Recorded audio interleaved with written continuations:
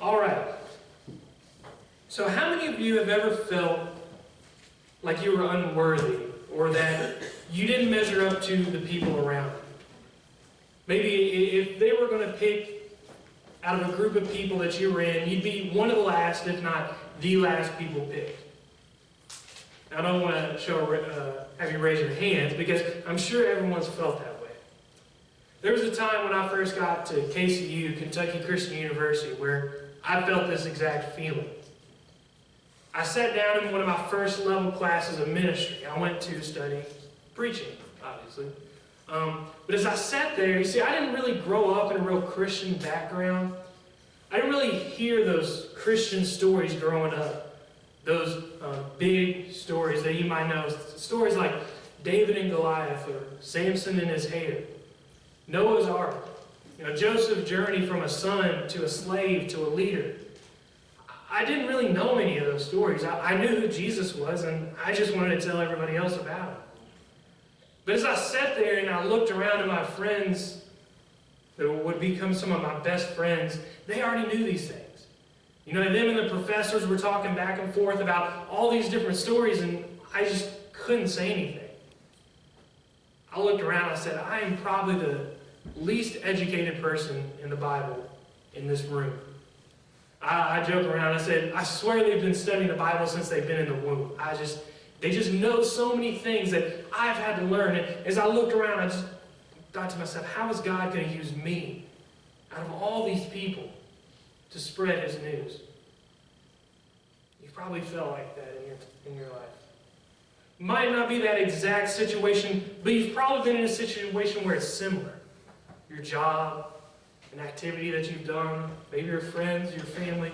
You looked around and everyone else just seemed like they were better. They had all the skills, all the objectives that they needed that you just simply didn't have. If you've ever felt like that, then you can actually relate to quite a few people in the Bible. One of them in particular is a pretty crazy story that comes from us in Mark chapter 5. And as you guys flip there to Mark chapter 5, we're going to be in verses 1 through 20. But as you're flipping there in your phones or your Bibles, or you just want to listen, I want to set the scene. So at this point in Jesus' ministry, it's only the 5th chapter of Mark. So he hasn't done a ton of ministry, but his ministry has been pretty much focused so far. It's been on a mostly Jewish audience. And what this means was that they understood what this Messiah or this Christ was going to be, this Son of God, this gift from God. They knew what it was all about. So Jesus was saying, I am the Messiah, I am the Christ. But there were two results that he was getting. See, the first result was complete rejection. I don't believe you're the Son of God, or I don't believe what you're saying, I don't believe any of the things you're doing, I don't think they're actually from God.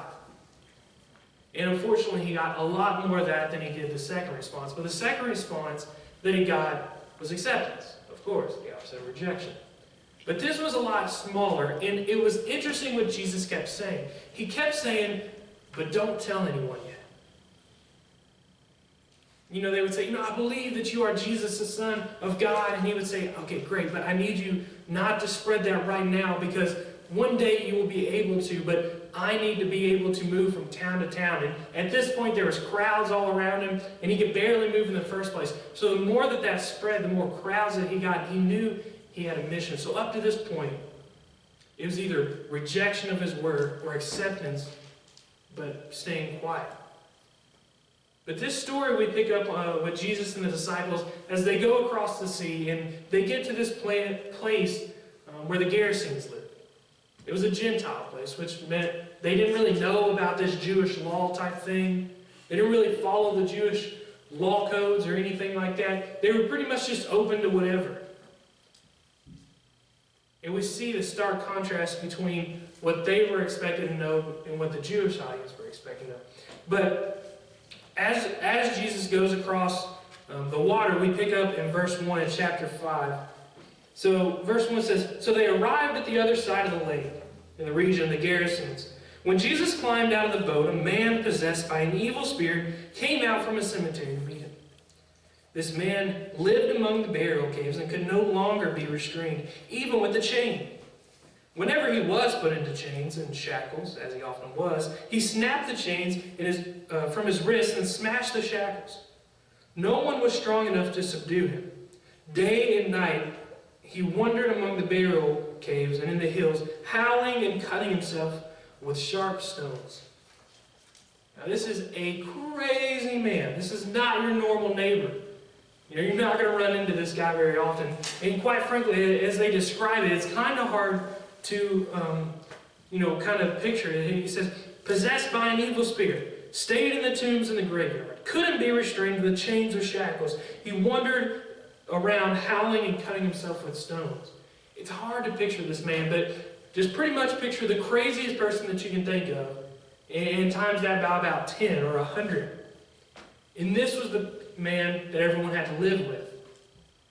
This was the man that was haunting the graveyards. Could you imagine, you want to go see a loved one that had passed, maybe recently or long ago, and you go, and every time you go to the graveyard, this man jumps out and he's howling and he's yelling and he's causing all this trouble. And you can start to see why people started to kind of hate him, started to look down upon him, started to make him an outcast of everyone else.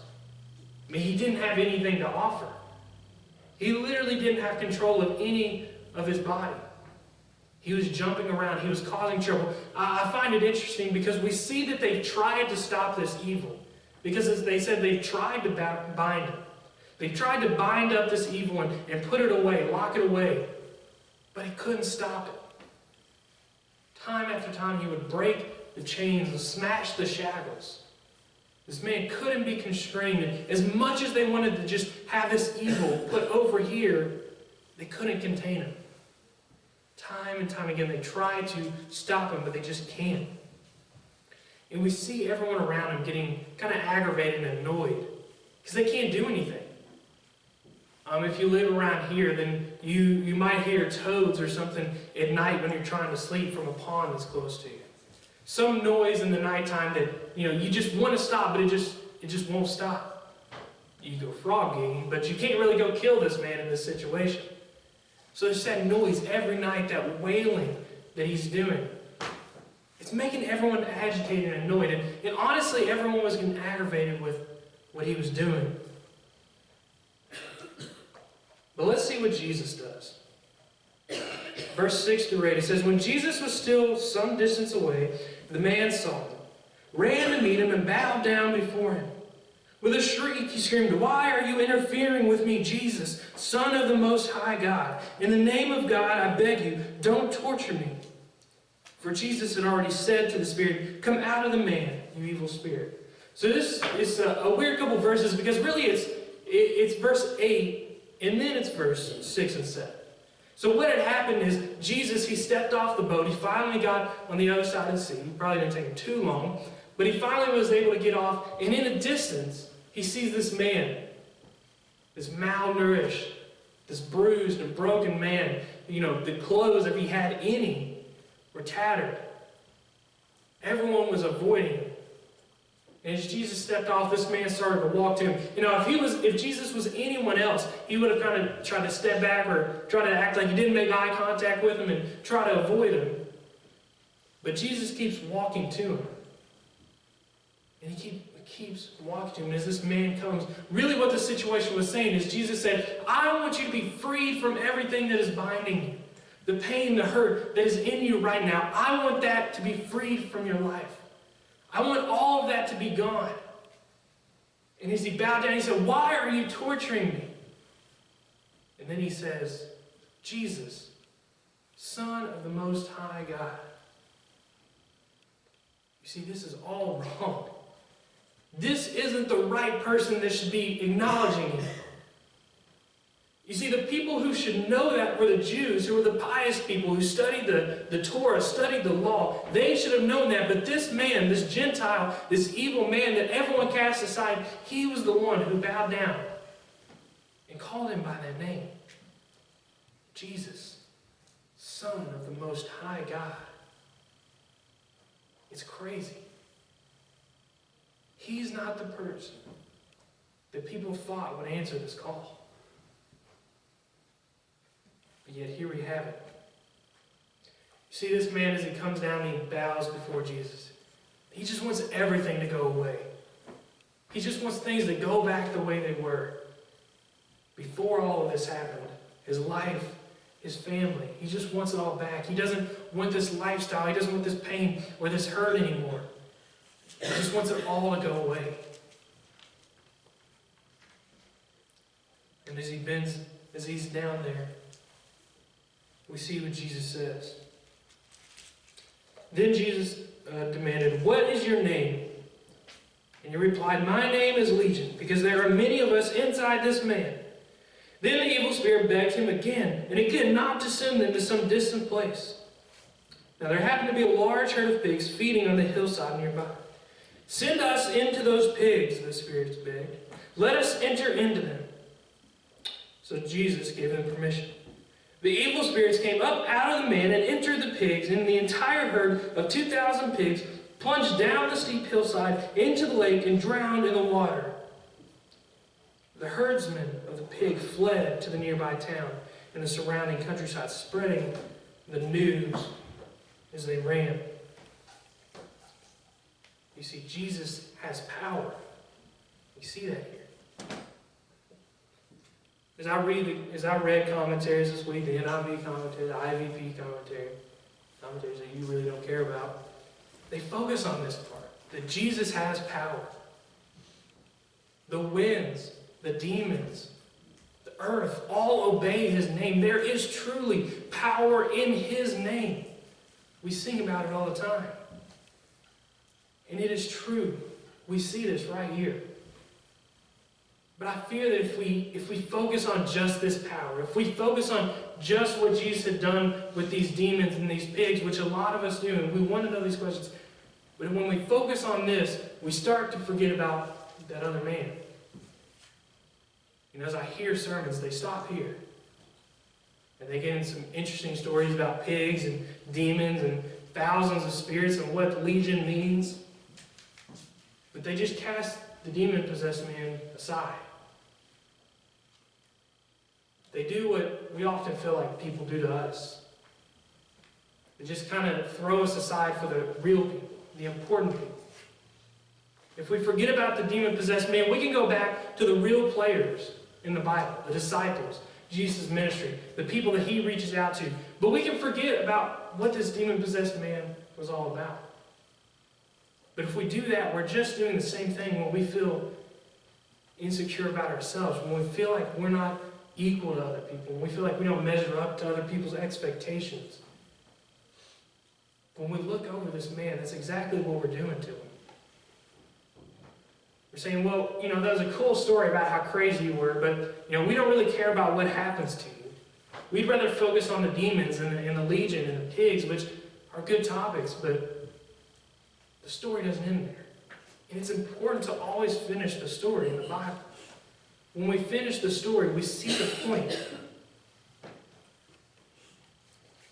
You see, there were two ideas that I had mentioned earlier that was going on in Jesus' ministry. The first was rejection. The second was acceptance with a cause, with a clause. But I want to look at verse 14 and 17, and we're going to see a response that he receives. The herdsmen fled. Now this is the herdsmen of the pigs, the people who own the pigs. They fled into the nearby town and the surrounding countryside, spreading the news as they ran. People rushed out to see what had happened. A crowd soon gathered around Jesus, and they saw the man who had been possessed by the legion of demons. He was sitting there fully clothed and perfectly sane. And yet they were still afraid. Then those who had seen what had happened told the others about the demon-possessed man and the pigs, and the crowd began pleading with Jesus to go away and to leave them alone. See, Jesus gets the same response that he's been getting a lot. Rejection. I mean, I don't know if you can imagine what a person having thousands of spirits come out of them and go into pigs looks like. If you do, please tell me, because that would be an awesome picture. But I can't. Like that, I just cannot physically imagine what that looks like. I understand why the herdsmen ran and didn't know where to go, and they ran and they were like, "You guys will not believe what I just saw. You know those thousands of pigs I had? Yeah, no, they're dead, but that's not the more important part.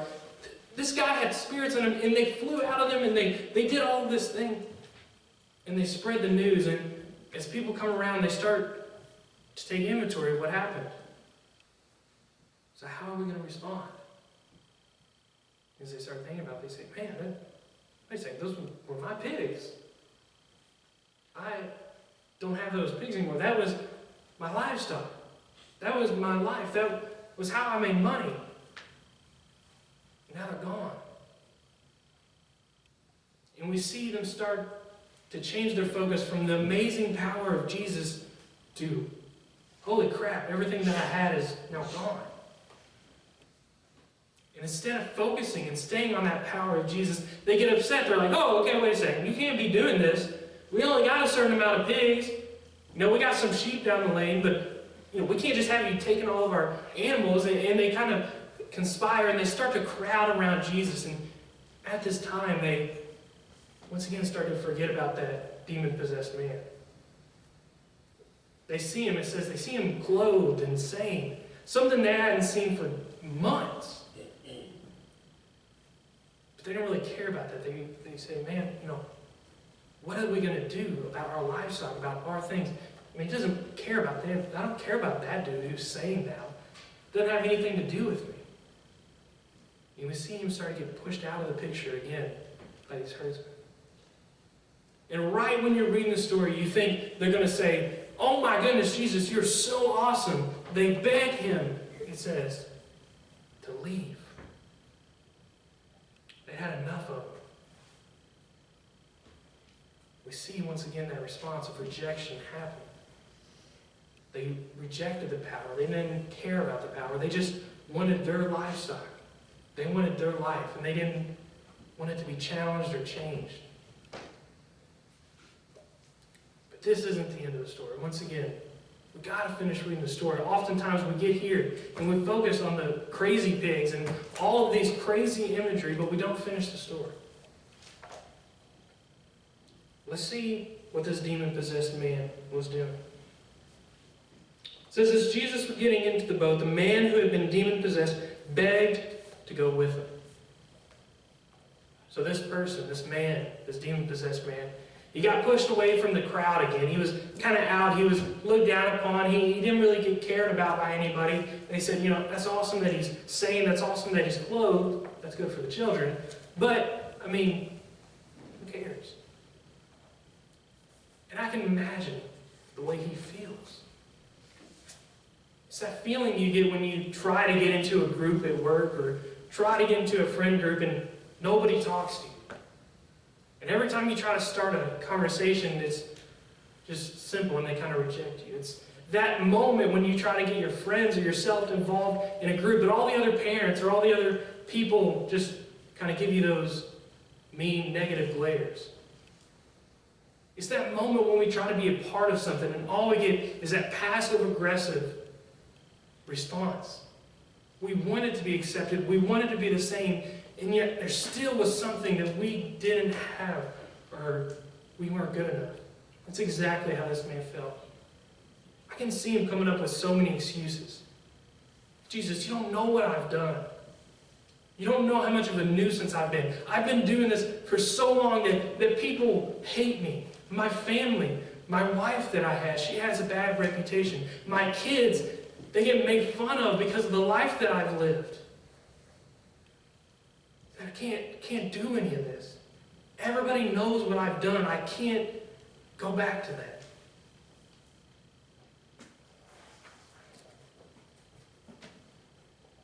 But Jesus said, no. Go home to your family. Can you imagine how difficult this would have been for him? His family.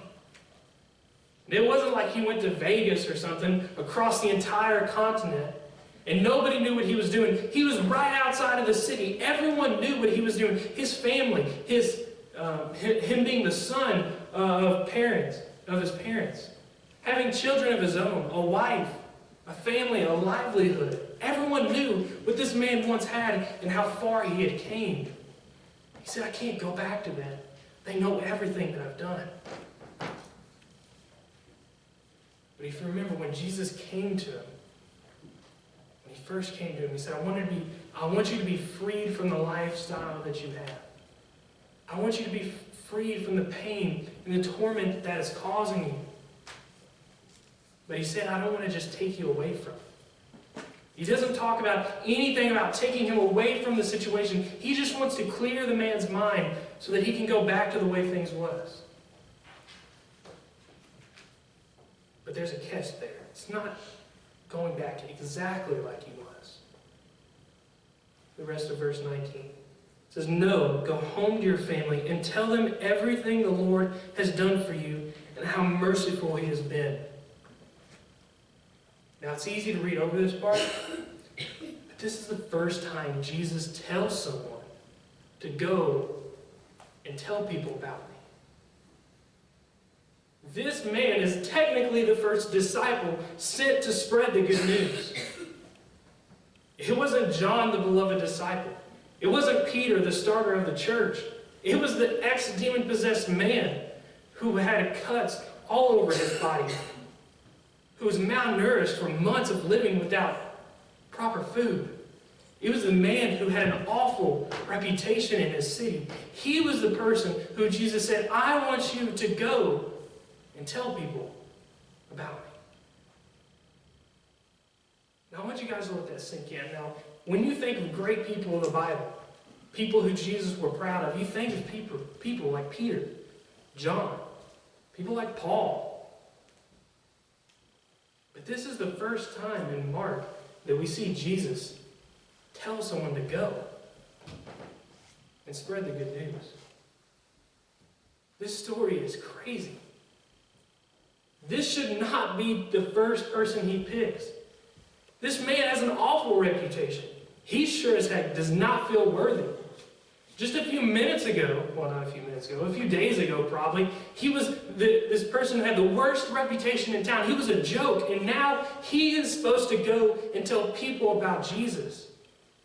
I can see him start questioning, what are people going to think about you because of the reputation I have? What are people going to say about you if I'm the one they hear about you from? But Jesus doesn't care about that. See, he tells him to go. Not to tell the story of what he had done in his ministry up to that point. He says something very specific. He says, go and tell them what Jesus has done in your life. The demon-possessed man, the ex-demon-possessed man, the man who once had all these demon-possessed men. He said, go and tell your story of what Jesus has done in your life. He said, explain to them how you went from this man right here, with the grace and love and power and glory of God, you changed. How you were this person. How they knew you were this.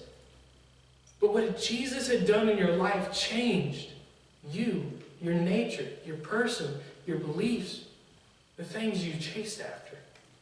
Jesus said, tell them about your story. And you know what's crazy? It worked. It worked.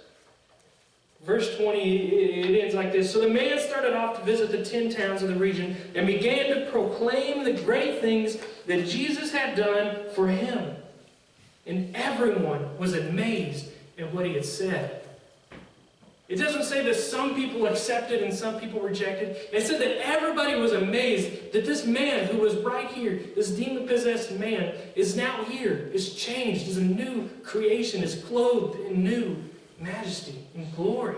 They said they were amazed to see this man that they knew his story.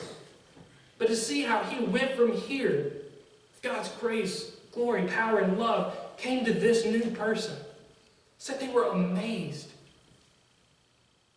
Everyone was amazed at the stories they were hearing from him about his life. I mentioned earlier about how sometimes we feel like we're not good enough, or the people around us are better at what we think we can do, or we say, they can do a better job than we can.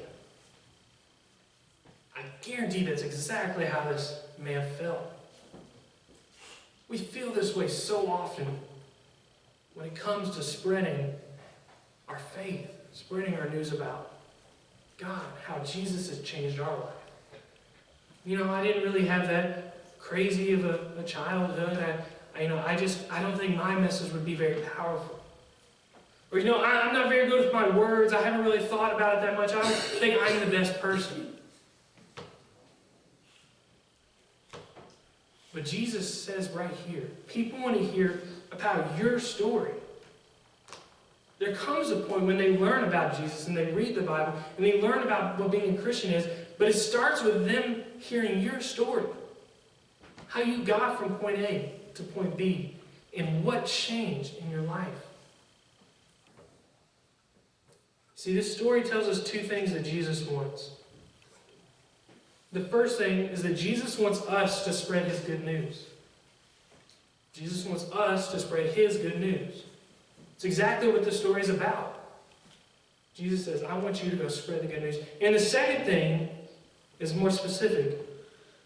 People want to hear how Jesus has changed your life.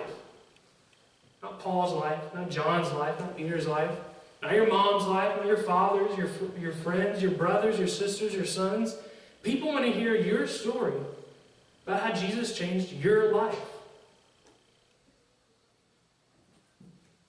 We know that because that's exactly what He does here. He takes someone who was the lowest of lows in any situation in that town and said, I want you to be the person that people hear about me through. And I guarantee you, if Jesus is willing to make His first disciple who goes and spreads the good news, a man who was demon-possessed, who had scars all over his body, was malnourished, who had an awful reputation and was looked down upon, I guarantee He wants you to tell people about the impact He's had in your life. I guarantee you. So I want to give you the same challenge that Jesus gave to this man. Go and tell people about your story. Now there's two things that come with this, and this is where that paper that you should have comes in handy. You should have a blank piece of paper. On this blank piece of paper, I want you guys to write your story about how Jesus has changed your life. Why you're a Christian. Why you're living the life that you are now. But the limit is one paper. Now, it doesn't have to be that specific paper, but it only can be one paper, front and back.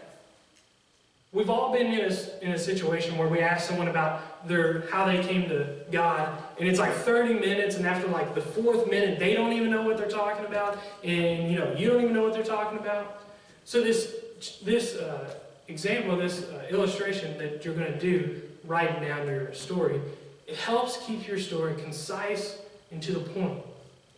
What were the specific things that took you from this person that you were before God, before Jesus changed your life? How has your overarching theme changed to be who you are today? And you only get one paper. And the second part of this is I want you guys to at least share it with one other person this week. Now it can be your spouse or your best friend. It can be your child or someone like that. Or you can challenge yourself. Maybe it's the person, the coworker that you really wanted to talk about God to them, but you didn't know how to talk about it in such a short period of time. Well, now you have a short amount of time that you can say everything that you need to before you actually get any work done at your job. Maybe it's that person that you keep running into that you think, man, I really should share my story with them. Maybe it's someone you've known your entire life. Maybe it's one of your family members that you think you need to share this with. I encourage you to do that. And I guarantee, if you put the same effort as this demon-possessed man did into the challenge that Jesus gave him, you're going to get the same result. Everyone is going to be amazed at your story. There's just something about human nature that likes to hear that story of who you once were and who you now are. And if you guys are willing to accept that challenge, I can guarantee that you're going to have a lot of great conversations in the upcoming future. So 2 things I want you guys to do. You're going to repeat after me. The first thing is write my story on my paper. Okay. And the second thing is share it with at least one person. Okay, well, if you didn't say it, you should have been thinking it. So that is my challenge for you guys this week. So I'm going to go ahead and pray. Let's pray. Dear Heavenly Father, thank you for the ability to just learn about you and the stories that you have and the amazing stories that we often overlook, that we often just put to the side because of other greater things in the text.